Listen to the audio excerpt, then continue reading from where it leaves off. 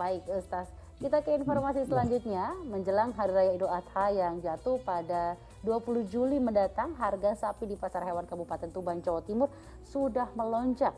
Kenaikan harga berkisar 2 juta rupiah per ekor. Sayangnya antusias jual beli sapi masih mengabaikan protokol kesehatan di tengah berlangsungnya PPKM darurat. Sapi-sapi yang terlihat sehat dan gemuk di Pasar Hewan Kecamatan Semanding, Kabupaten Tuban, jadi incaran menjelang Hari Idul Adha. Ada berbagai jenis sapi jantan tersedia, di antaranya sapi jenis Limosin, Brahma, hingga Jawa. Menjelang Idul Adha, harga sapi naik sekitar 2 juta rupiah. Sedangkan harganya dipatok mulai dari 20 juta hingga ada yang seharga 60 juta rupiah per ekor. Namun jual beli sapi di tempat ini pada hari Minggu kemarin terlihat masih sangat mengabaikan protokol kesehatan di tengah berlakunya PPKM darurat. Selain berkerumun, banyak pula yang tidak memakai masker. Pasar sapi ini baru akan ditutup minggu depan. Pedagang sapi di sini masih didominasi peternak lokal Tuban, Bojonegoro, dan Lamongan. Sedangkan pembeli banyak datang dari luar daerah termasuk Jawa Barat, Madura, hingga Jakarta. Safari Ranuwijaya melaporkan dari Tuban, Jawa Timur. Ya, walaupun dengan alasan ekonomi, sebaiknya para pedagang sapi di sana tetap harus menerapkan protokol kesehatan. Karena ini bagian dari ikhtiar menjaga diri dan keluarga tentunya. Nah, Ustaz, ini kan kalau kita mau beli hewan kurban, biasanya kita kadang suka tawar-menawar. Sebenarnya diizinkan nggak sih Ustaz di Islam jika kita menawar hewan kurban? Begini, mau hewan kurban ataupun apa saja ya, tawar menawar dalam berdagang, dalam transaksi dagang itu wajar, boleh-boleh saja. Katakanlah ibadah yang lain, kita mau umroh, ada paket umroh, orang menawarkan 30 juta, lalu kita bisa nggak ya saya 25 juta aja dah, itu kan kita menawar, ternyata kemudian deal, nggak apa-apa gitu. Itu tawar menawar dalam transaksi dagang ya. Walaupun yang diperdagangkan itu ada unsur ibadahnya kayak tadi umroh, ini kurban, itu boleh-boleh saja tawar menawar.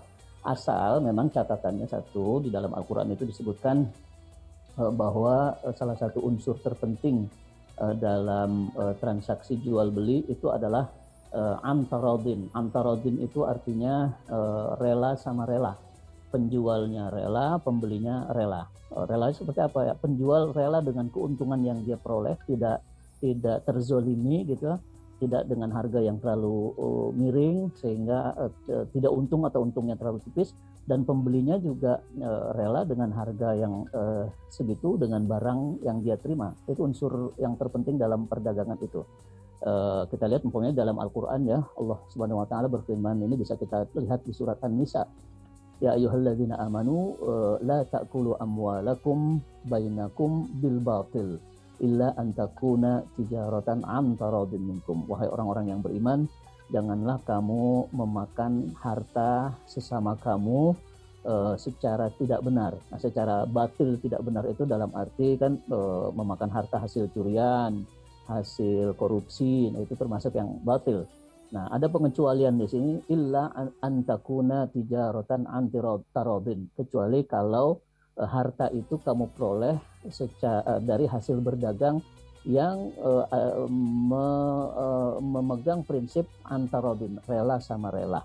Itu rela sama rela. Nah, kemudian ada hadis Nabi Muhammad SAW yang menjabarkan atau menjelaskan lagi soal rela sama rela itu di sini apa kira-kira?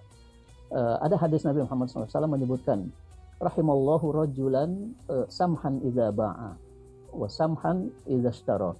Allah akan melimpahkan rahmatnya, kasih sayangnya kepada orang yang apabila berdagang dia bersikap samhan. Samhan itu artinya mudah. Nah, di sini saya kira ketemu titiknya ini. Ketika kita menjual hewan kurban, lalu mumpung ini bulan menjelang Idul Adha, saya ingin meraup keuntungan yang besar.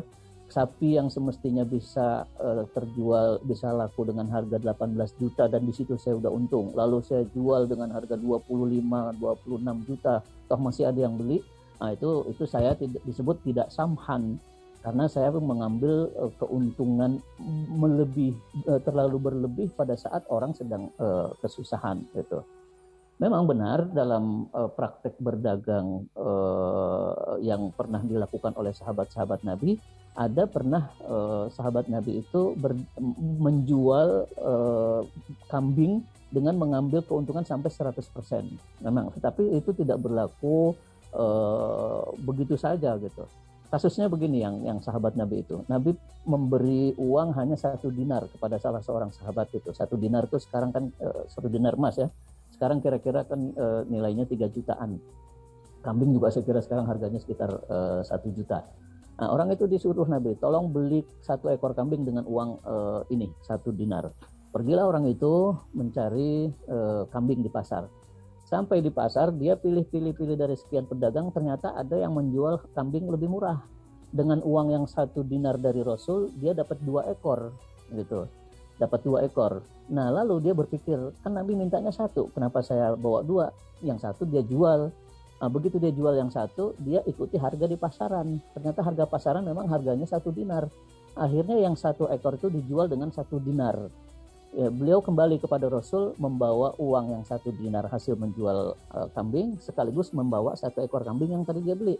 Nah, Nabi sampai tersenyum-senyum, pintar sekali kamu ini katanya. Allah memberi keberkahan kepada kamu.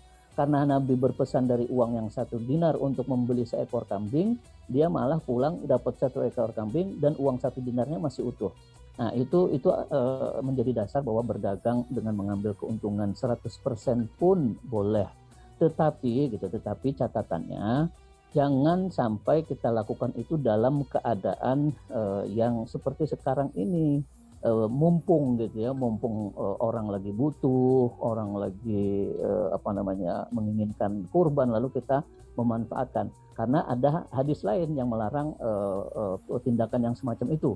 Menimbun menimbun barang dengan maksud supaya harganya tinggi, nanti begitu tinggi kita jual, kita beruntung mendapat keuntungan berlipat. Nah, itu tidak juga dibenarkan. Kan bisa saja ini para pedagang sapi tidak mau melepasnya sapi sekarang karena belum terlalu dekat dengan hari raya. Dia masih bertahan dengan harganya yang tinggi dengan harapan nanti orang akan membeli harga yang tertinggi. Tetapi kalau itu terus dilakukan, akibatnya bisa merugikan orang banyak gitu. Itu yang dilarang, menumpuk, menimbun dan mengambil keuntungan, memanfaatkan situasi lah untuk keuntungan pribadi. Itu juga dilarang. Terima kasih Mbak Sheila. Ya, baik Ustaz. Jadi bisa dikatakan jika kita jual beli harus ada kata sepakat. Jadi satu sama lain tidak ada yang dirugikan gitu ya Ustaz ya.